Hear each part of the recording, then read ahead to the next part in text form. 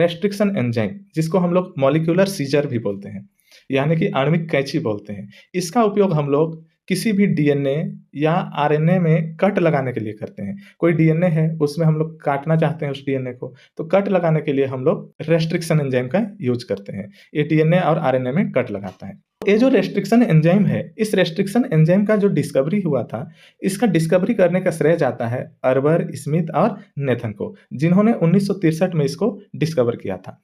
पर ये restriction enzyme का डिस्कवरी नहीं करना चाहते थे। इनसे बैक्टीरियोफेज को स्टडी करने के दौरान ये डिस्कवरी हो गया था। तो कैसे हुआ था इसका डिस्कवरी समझते हैं। सबसे पहला रेस्ट्रिक्शन एंजाइम का खोज कैसे हुआ था, देखो। एक बैक्टीरिया है, ई कोलाई बैक्टीरिया, इश्चेरिचिया कोलाई। हम लोग जानते हैं कि इस बैक्टीरिया के ऊपर बैक्टीरियोफेज नामक जीव या बैक्टीरियोफेज नामक वायरस जो होता है, ये अटैक करता है। और इसके ऊपर अटैक करने के बाद में ये जो बैक्टीरियोफेज है, ये अपना जो डीएनए होता है, अपना डीएनए इंसर्ट कर देता है बैक्टीरिया के अंदर। और बैक्टीरिया के अंदर जैसे ही अपना डीएनए इंसर्ट कर देगा, इसका डीएनए बैक्टीरिया के अंदर अपना कॉपी तैयार करने लगता है और ढेर सारा कॉपी तैयार कर लेगा और ये अपना एक्सप्रेशन करेगा। तब इस बैक्टीरिया के बॉडी के अंदर ढेर सारे बैक्टीरियोफेज बन जाते हैं, छोटे-छोटे। इस तरीके के ढेर सारे बैक्टीरियोफेज बन जाएँगे, इसी बैक्टीरिया के बॉडी के अंदर।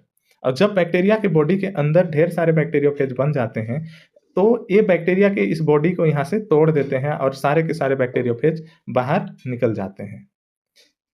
और बाहर निकलने के बाद में ये नए बैक्टीरियोफेज बने। तो इस तरीके का प्रोसेस यहाँ पे होता है। तो बैक्टीरिया के पास इनसे बचने के लिए एक एंजाइम पाया जाता है, जिसको हम लोग रेस्ट्रिक्शन एंजाइम कहते हैं, पर ये पहले पता नहीं थी। तो अर्बर, स्मिथ और नेथन ने देखा कि बैक्टीरियोफेज जब भी अपना डीएनए बैक्टीरिया के अंदर इंसर्ट करता है, इस डीएनए को एक पदार्थ नष्ट कर देता है, काट देता है कई टुकड़ों में, और उस पदार्थ का नाम है रेस्ट्रिक्शन एंजाइम। तो उनको सिर्फ शुरू में इतना पता था कि एक पदार्थ होता है जो रिस्पॉन्सिबल होता है किसके लिए, डीएनए को काटने के लिए या बैक्टीरियोफेज के डीएनए के ग्रोथ को रेस्ट्रिक्ट करने के लिए, तो उसका नाम दे दिया गया रेस्ट्रिक्शन एंजाइम। इस तरीके से रेस्ट्रिक्शन एंजाइम की डिस्कवरी हो गई। जिस एंजाइम को पहले खोजा गया उसको फर्स्ट नाम दिया जाता है, फिर दूसरे एंजाइम को नाम दिया जाता है। इस तरीके से हुआ। तो सबसे पहले इको आरआई की खोज इन्होंने किया था, इको आर1 की। तो इनका नोमेनक्लेचर देखते हैं कि किस तरीके से खोजा गया। तो जो बैक्टीरिया से इन्होंने रेस्ट्रिक्शन एंजाइम खोजा, उसका नाम था इको आर1, जिसका ई का मतलब है इश्चेरिचिया, जो उस बैक्टीरिया के जीनस का नाम है। को का नाम है कोलाई, जो उसके स्पीशीज का नाम है। आर का नाम है RY13, जो एक स्ट्रेन है और बैक्टीरिया के स्ट्रेन का नाम है। उसी तरीके से 1 या आई, ये order of isolation from bacteria है। इश्चेरिचिया कोलाई से जो सबसे फर्स्ट एंजाइम खोजा गया है, वो इको आर1 है। तो इसका नाम 1 दिया गया। जब दूसरी बार इश्चेरिचिया कोलाई से कोई एंजाइम खोजा जाए, तो उसको इको आर1 सेकंड नाम दिया जाएगा। इस तरीके से इसका नामकरण किया जाता है। उसी तरीके से एक एंजाइम है हिंड सेकंड, जिसका फुल फॉर्म है Haemophilus influenzae D strain second. उसी प्रकार एक है BAMH1, Bacillus amyloliquefaciens H1, PST1, Providencia stuartii PBU1, Proteus vulgaris, साल1, स्ट्रेप्टोमाइसिस अल्ट्रेस। ये कुछ मेन रेस्ट्रिक्शन एंजाइम के नाम हैं जो जनरली पूछे जाते हैं। तो इनका नाम मैंने यहाँ पे लिखा है, इनको ध्यान दीजिएगा, याद रखिएगा। आगे हम लोग बढ़ते हैं कि ये जो रेस्ट्रिक्शन एंजाइम है, ये रेस्ट्रिक्शन एंजाइम का डिस्कवरी कैसे हुआ, ये हमने तो पढ़ा, और इनका नामकरण कैसे किया गया है, और कौन-कौन से मेन रेस्ट्रिक्शन एंजाइम हैं जो यूज में आते हैं, इन सबको हमने पढ़ा। अब ये जो रेस्ट्रिक्शन एंजाइम है, ये रेस्ट्रिक्शन एंजाइम 2 तरह के होते हैं। तो इनका टाइप्स देख लेते हैं, टाइप्स ऑफ रेस्ट्रिक्शन एंजाइम। तो रेस्ट्रिक्शन एंजाइम 2 तरह के होते हैं। एक होते हैं एक्सोन्यूक्लियेज और एक होते हैं एंडोन्यूक्लियेज एंजाइम। तो जो एक्सोन्यूक्लियेज एंजाइम होता है, वो डीएनए को किनारे से काटता है। जैसे cut off DNA at terminal ends, ये एक डीएनए है, तो इसके इस किनारे वाले भाग को काट रहा है, तो इसको हम लोग बोलेंगे एक्सोन्यूक्लियेज एंजाइम। वहीं ये दूसरा डीएनए है। इस डीएनए को भी रेस्ट्रिक्शन एंडोन्यूक्लियोज एंजाइम द्वारा काटा गया, पर ये बीच में काटा गया, तो इसको हम लोग बोलेंगे रेस्ट्रिक्शन एंडोन्यूक्लियोज एंजाइम। तो एंडोन्यूक्लियोज एंजाइम डीएनए के बीच में काट सकता है और एक्सोन्यूक्लियोज एंजाइम जो होता है वो डीएनए के किनारे पर काटता है, टर्मिनल एंड पर, बीच में नहीं काट सकता। तो इस तरीके से रेस्ट्रिक्शन एंजाइम के कट लगाने की क्षमता के आधार पर इसको 2 टाइप्स में बाँटा गया है, एक्सोन्यूक्लियोज और एंडोन्यूक्लियोज। तो एक्सोन्यूक्लियोज जो होता है वो टर्मिनल एंड पर काटता है और एंडोन्यूक्लियोज जो होता है वो बीच में काट सकता है डीएनए को। तो ये 2 टाइप के रेस्ट्रिक्शन एंजाइम होते हैं, एक्सोन्यूक्लियोज एंजाइम और एंडोन्यूक्लियोज एंजाइम। आगे बढ़ते हैं। हमने जाना कि ये जो रेस्ट्रिक्शन एंजाइम है ये 2 तरह के होते हैं और कुछ एंजाइम होते हैं जो टर्मिनल एंड पर काटते हैं और कुछ एंजाइम होते हैं जो डीएनए के बीच में काट सकते हैं। पर ये जो एंजाइम है रेस्ट्रिक्शन एंजाइम, ये भी तो कोई ना कोई, मान लीजिए एक डीएनए है, तो इस डीएनए के किसी ना किसी एक भाग को तो पहचानते होंगे।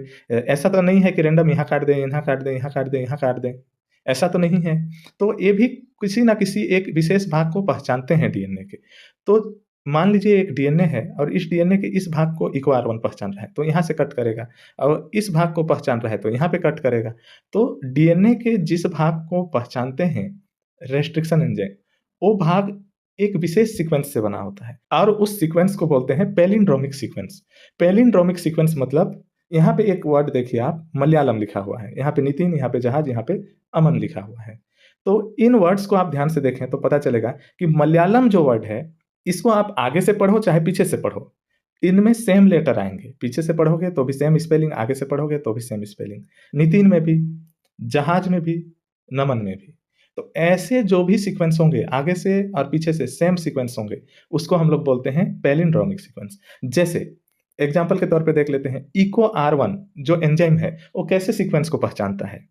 जहाँ पे GAATTC हो, ऐसे सीक्वेंस को पहचानता है। तो इसका जो डबल स्ट्रैंडेड डीएनए है, एक स्ट्रैंड है, दूसरा स्ट्रैंड है। तो इस स्ट्रैंड में ऊपर की स्ट्रैंड में क्या है? GAATTC। तो दूसरा जो स्ट्रैंड है उसमें पीछे से अगर देखें तो GAATTC सेम सीक्वेंस है, तो इसको हम लोग पैलिंड्रोमिक सीक्वेंस कहेंगे। तो ऐसा सीक्वेंस हो तो इको R1 पहचानता है। उसी प्रकार से हिंड सेकंड जो होता है, ये GTAC सीक्वेंस को पहचानता है और दूसरा स्ट्रैंड में इधर से पढ़ेंगे तो GTAC मिलेगा हमें। तो इस तरीके से ये विशेष पैलिंड्रोमिक साइट को पहचानते हैं और वहाँ पे कट करते हैं। कहीं पर भी कोई सा भी एंजाइम कट नहीं करता। ये इनके फंक्शन का या फंक्शनिंग का तरीका होता है। आगे देखते हैं, रेस्ट्रिक्शन एंजाइम जो हैं, ये कैसे फंक्शन करते हैं ये भी हमने पढ़ लिया। पर ये जो रेस्ट्रिक्शन एंजाइम हैं, इनके जो एक्सोन्यूक्लियोज एंजाइम हैं, ये तो एक किनारे को कट कर देंगे इस तरीके से, तो इनमें कोई विशेष बात नहीं है। पर रेस्ट्रिक्शन एंडोन्यूक्लियोज जो एंजाइम है, ये 2 तरीके से कट करते हैं किसी भी डीएनए को। मान लीजिए ये एक डीएनए सीक्वेंस है जिसका सीक्वेंस है GAAGCTTC यहाँ पे। उसी प्रकार ये भी सेम सीक्वेंस का डीएनए है। तो कुछ रेस्ट्रिक्शन एंडोन्यूक्लियोज एंजाइम जो होते हैं, वो किस तरीके से कट लगाते हैं देखिए। कुछ एंजाइम क्या करेंगे, यहाँ से इस तरीके से ए के पास से कट लगाए, बीच के सारे बॉन्ड को तोड़ दिए और यहाँ से इस तरीके से कट लगाए। इधर लंबा डीएनए है इस तरीके का। और कुछ ऐसे होते हैं जो डायरेक्ट ऐसे बीचों-बीच से काट देते हैं। तो जो एंजाइम कुछ इस तरीके से देखिए, यहाँ जी के पास कट लगाए मतलब इस तरीके का भाग बना, फिर बीच के बॉन्ड को तोड़ दिए, फिर यहाँ जी के पास कट लगाए तो इस तरीके का भाग बना, इधर लंबा डीएनए, इधर लंबा डीएनए। उसी प्रकार दूसरा जो कट है, एक भाग इस तरीके से अलग हुआ, इधर लंबा डीएनए है, एक भाग इस तरीके से अलग हुआ, इधर लंबा डीएनए है। तो यहाँ पे भाग कैसे बन रहा है देखिए, कुछ इस तरीके का भाग बन रहा है ऐसा। यानी कि यहाँ से लेकर यहाँ तक पूरा चिपचिपा भाग बन रहा है, यहाँ पर भी और यहाँ पर भी, दोनों जगह पर। तो ऐसे जब कट प्रोड्यूस किया जाए रेस्ट्रिक्शन एंजाइम के द्वारा, तो इसको हम लोग बोलते हैं स्टिकी एंड। क्या बोलते हैं? Sticky ends. और जब कट इस तरीके का लगाया जाए, बीचों बीच से इस तरीके से कट लगा दिया जाए, एक समतल सा ऐसा ब्लंट एंड प्रोड्यूस हो, तो इसको हम लोग बोलते हैं ब्लंट एंड्स। तो रेस्ट्रिक्शन एंडोन्यूक्लियोज एंजाइम 2 तरीके से कट लगाते हैं, एक तो स्टिकी एंड प्रोड्यूस करते हैं और दूसरा ब्लंट एंड प्रोड्यूस करते हैं। तो इनके कट लगाने का तरीका भी 2 तरीके का होता है। ये कुछ बातें हैं रेस्ट्रिक्शन एंडोन्यूक्लियोज के बारे में।